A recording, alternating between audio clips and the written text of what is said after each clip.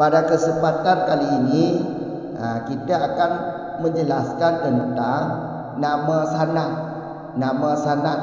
nama sanad hadis, nama matan hadis. Kalau soal hukum sanad, hukum matan hadis dengan sahih, hasan, dhaif, ini sudah lewat pada video sebelumnya. Video kali ini akan kami jelaskan tentang nama-nama matan hadis, nama-nama sanad hadis. Karena seperti contohnya marfu, hadis marfu ini matan hadis dinamakan marfu. Jelas, nantikan penjelasan di depan.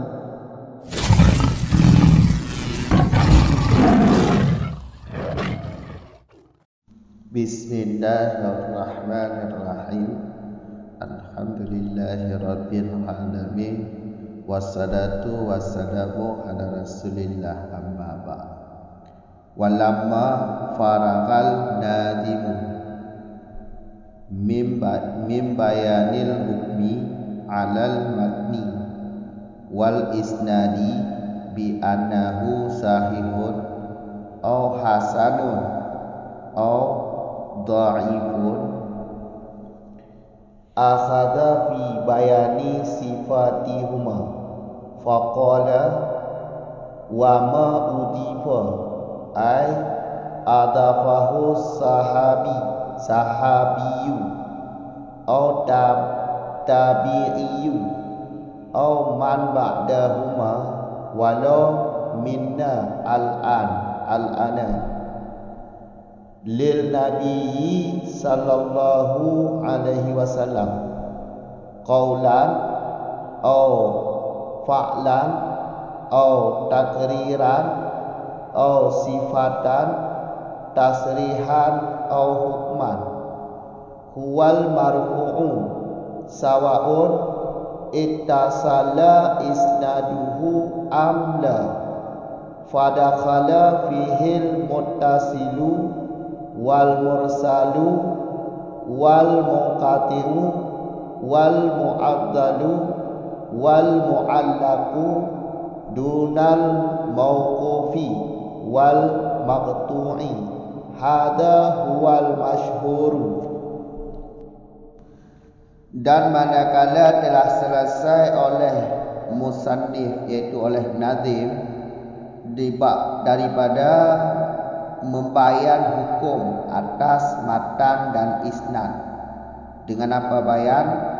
Dengan bahawa dianya matan dan isnad itu sahih atau hasan atau dhaif. Ini saya masuk ianya nazim pada bayan sifat keduanya, matan dan isnad. Faqala, maka berkata ianya nazim, wa ma, dan bermula ma yang dibangsakan orang atau diidafahkan orang. Artinya membangsa dianya ma oleh sahabi atau oleh tabi'in atau oleh siman setelah keduanya sahabi dan tabi'in, walau ada ia nyaman daripada kitab al-an sekarang. Bagi siapa dibangsakan ma tersebut? Bagi Nabi sallallahu alaihi wasallam. Perkataan ada ianya ma atau perbuatan. Takrir, ketetapan ada ianya ma atau sifat. Tasrihan, tasrih, sarih ada ianya ma atau hukum. Itu bermula dianya ma itu marfu.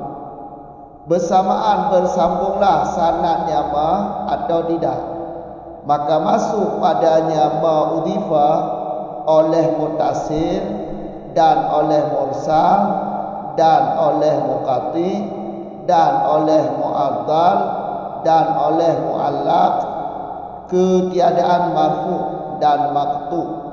Bermula ini, ianya ini itu yang masyhur. Ini di belakang. Lanjutan surah yang di belakang. Di belakang masalah hadis, yaitu hadis dhaif. Jadi sudah habis pembahasan hadis dhaif. Sekarang kita masuk tentang mensifatkan matan dan mensifatkan sanad. Walama faragha, ketika musannif iaitu nazim telah selesai membayan hukum matan sahih, hukum matan hasan, hukum matan dhaif. Kan di belakang penjelasannya tentang hukum matan. Ada matan sahih, ada matan hasan, ada matan dhaif.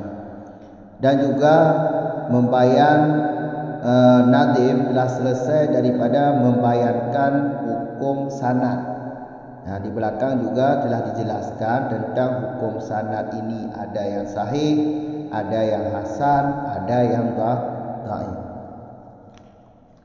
Ketika telah selesai membahas tentang hukum matan, tentang hukum sanad, sekarang nazim masuk untuk mempernyata atau menyatakan tentang sifat sanad, tentang sifat matan.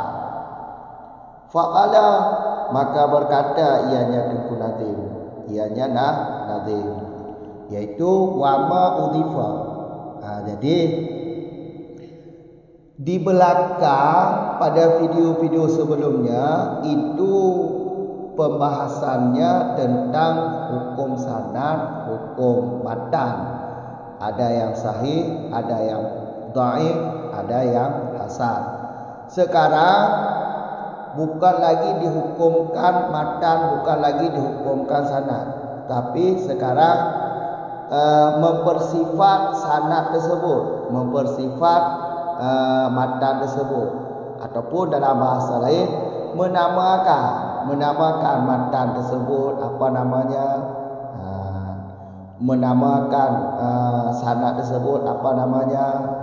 Makanya membayan sifat dihuma, membayan sifat keduanya sanad dan hasan di atas taudhi, iaitu pembagian. Sekarang yaitu membayan sifat keduanya, berapa pembagiannya. Kalau di dalam hadis marfu, hadis masnad, hadis mauquf, hadis maqtu', hadis mursal, hadis mu'addal, itu adalah sifat matan. Sifat matan atau nama matan. Matan hadis ada yang dinamakan marfu, ada dinamakan masnad, ada yang dinamakan mauquf, ada yang dinamakan maqtu', ada yang dinamakan mursal dan selanjutnya.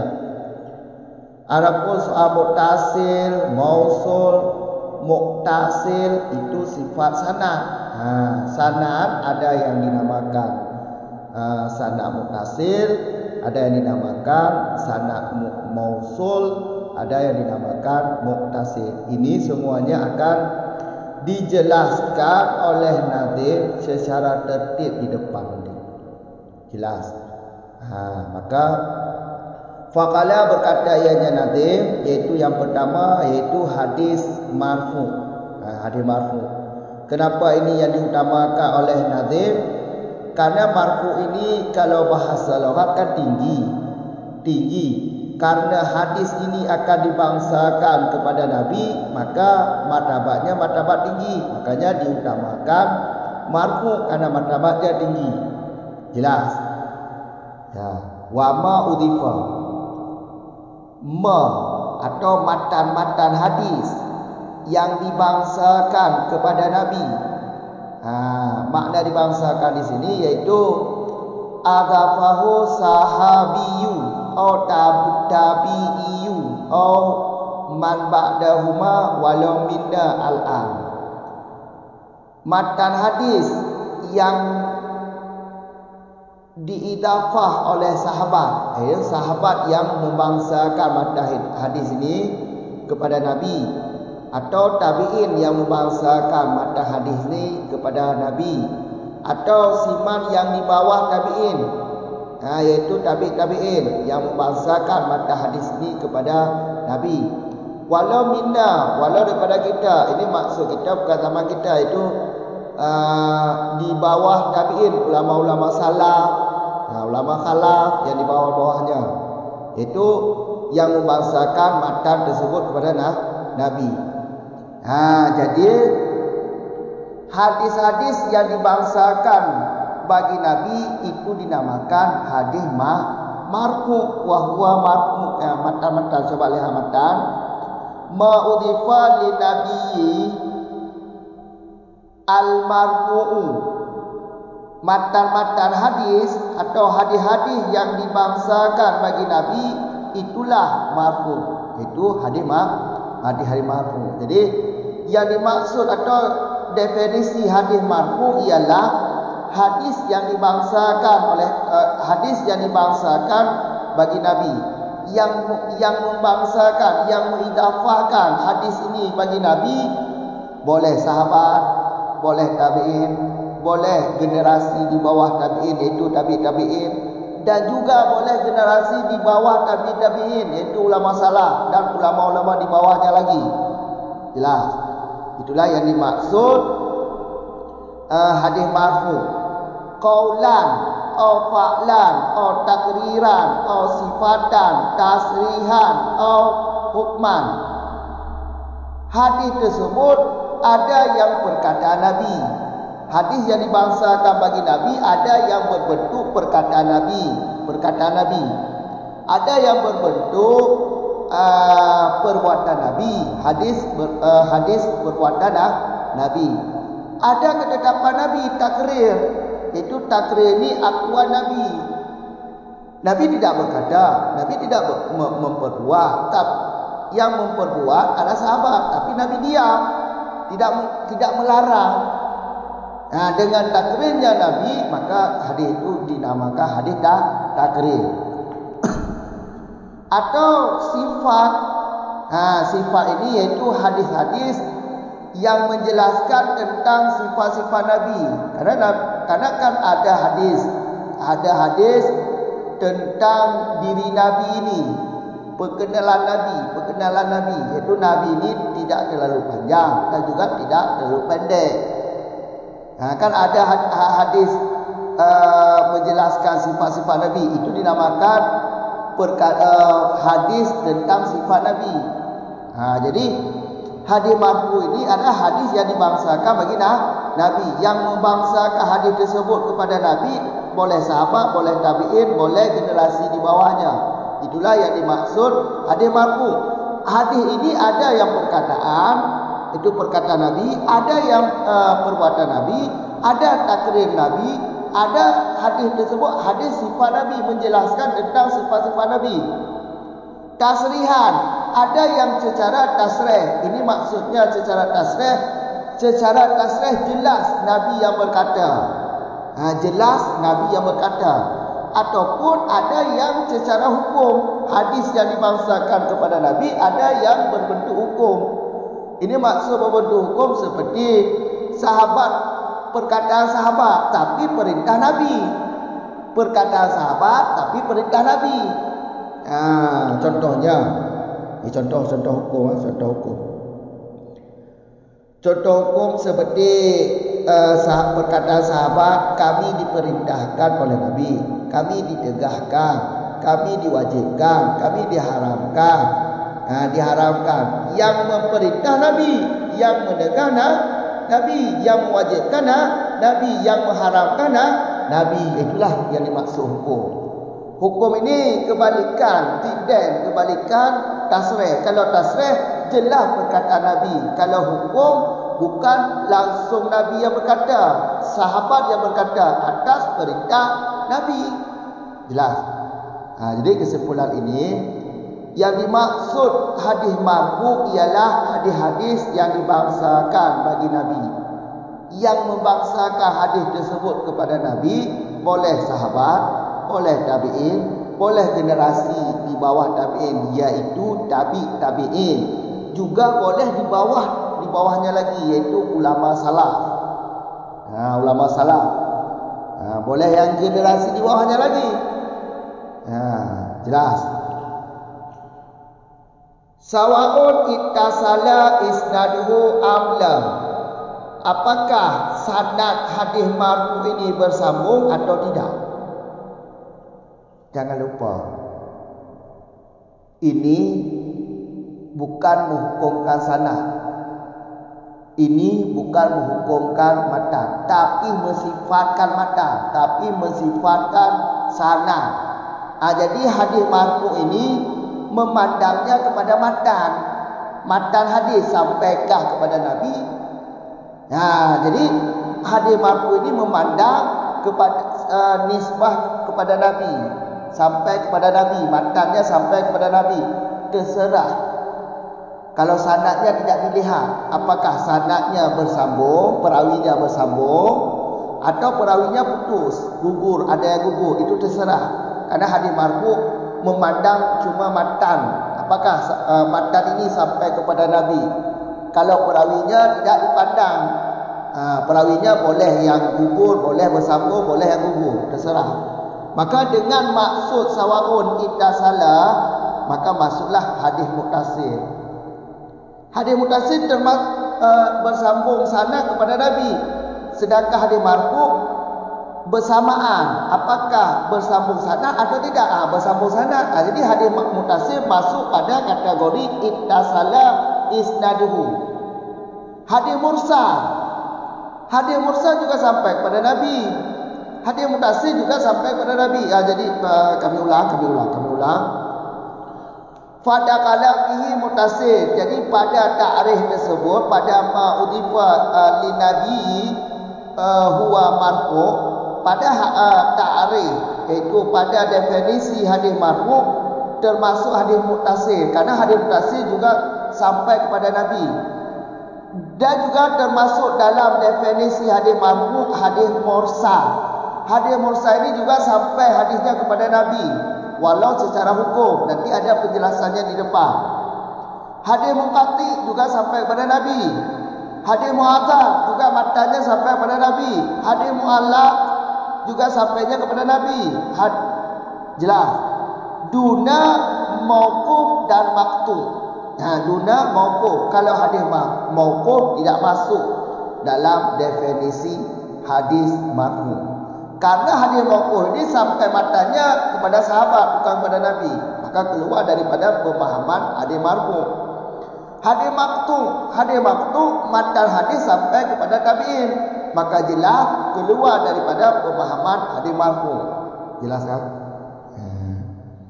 Hadza huwa masyhur.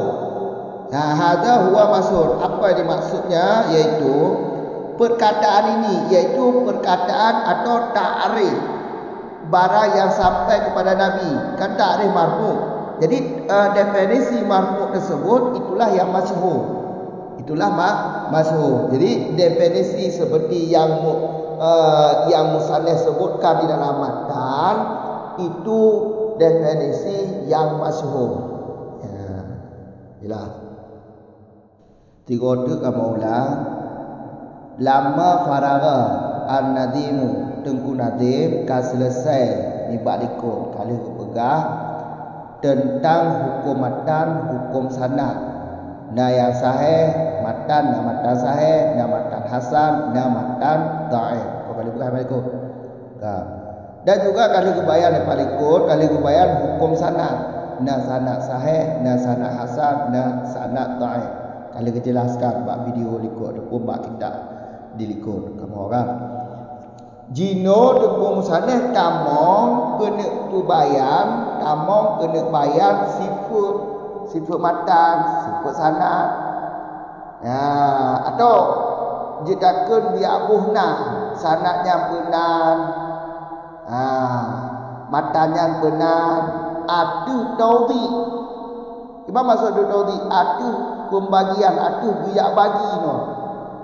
Dia kebunan berbagi pada apa sanadnya lagi, pada apa hati matanya lagi.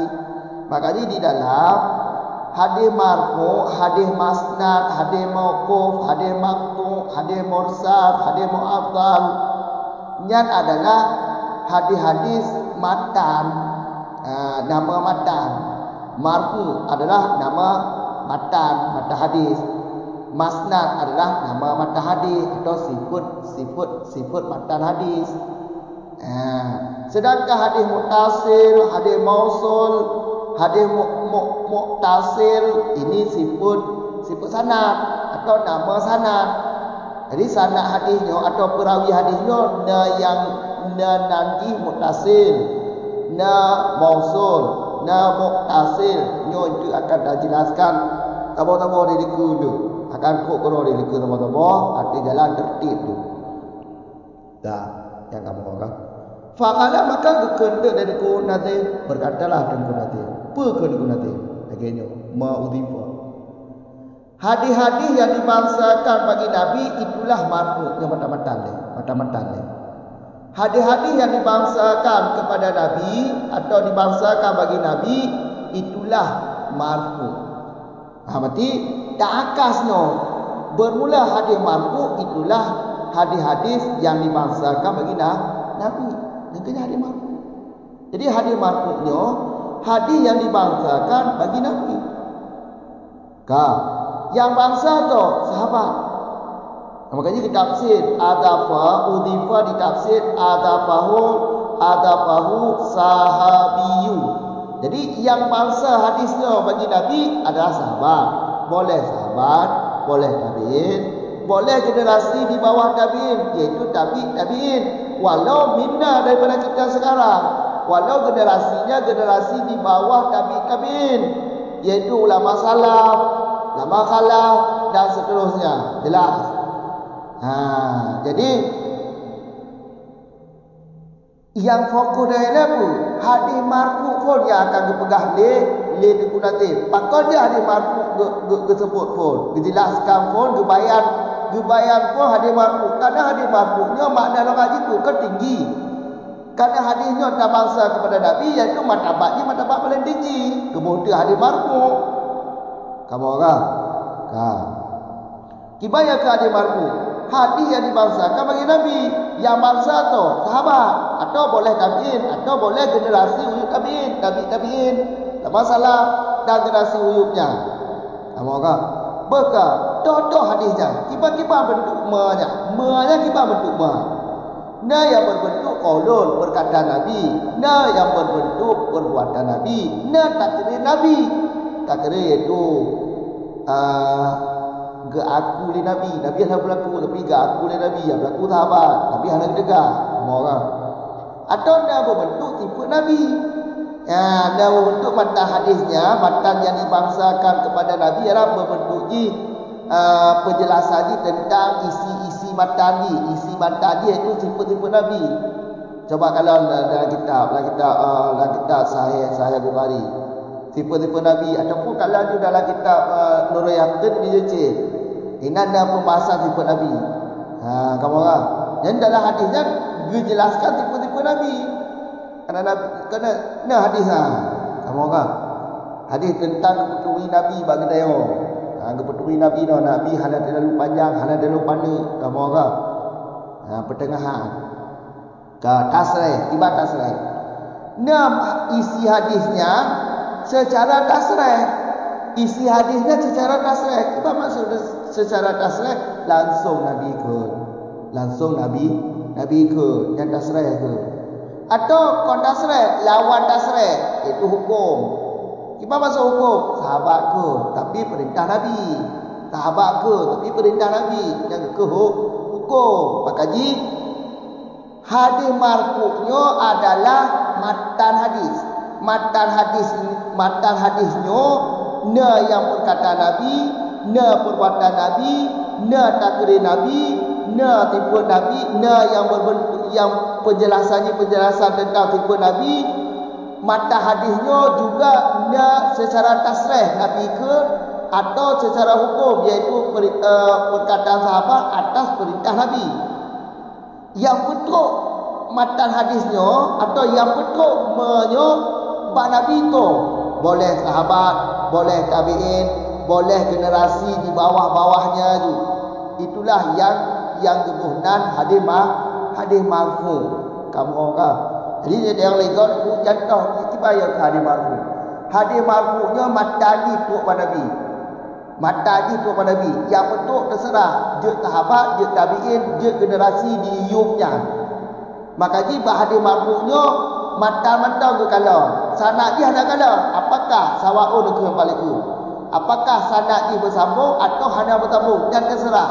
Karena nyo kena pegang matan hadis. Marfu'nya adalah nama matan hadis atau sifat matan hadis. Jadi fokus ji kepada matan. Sanad ji ada fokus. Sanad terserah pun tambah, hana terserah. Yang penting matan hadisnya tok pada Nabi. Oh kan? Matan hadisnya berarti idafah kepada Nabi. Masalah sanad ji terserah. Ya, tambung ha. Kamu orang fadakala fihi muttasilu wa mursal munqati ya nyala ala sawab munqati. Mursal munqati mu'addal mu'alla. Nyo hadis muttasil munyo lagi kan berarti getarikh atau dijelaskan hadis marfu terbenar muttasil. Kerana hadis muttasil tok cek mataji kepada Nabi. Terbenar hadis mursal. Hadis mursal juga tok kepada Nabi. Kalau juga tarikh dia liku tu. Kamu orang. Adanya muqatti lagi anjir tok cek mataji kepada Nabi. Mu'azzal lagi anjir, mu'allaq lagi anjir. Duna mauquf dan maqtu. Munyo mauquf, munyo hadis maqtu, nyo hana dicamong dalam pengertian hadis marfu. Pakon.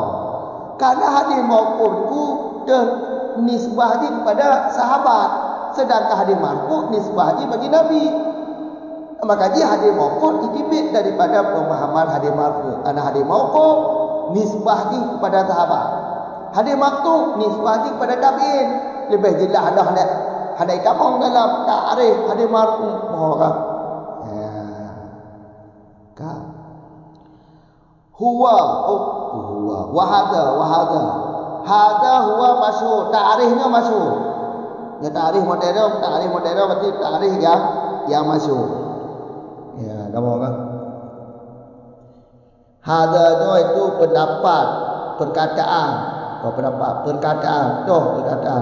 yaitu perkataan di hadis yang dibangsakan kepada Nabi. Yang ta'rif bawah tu. Maka ji hadanya ta'rif bawah tu. Ta'rif marfu. Ta'rifnya itu masyhur. Berarti ta'rifnya ta'rif masyhur. Munyo ta'rif ana masyhur, dalikum ke tu. Ya, yo kajian oleh baik-baiklah. Assalamualaikum warahmatullahi wabarakatuh.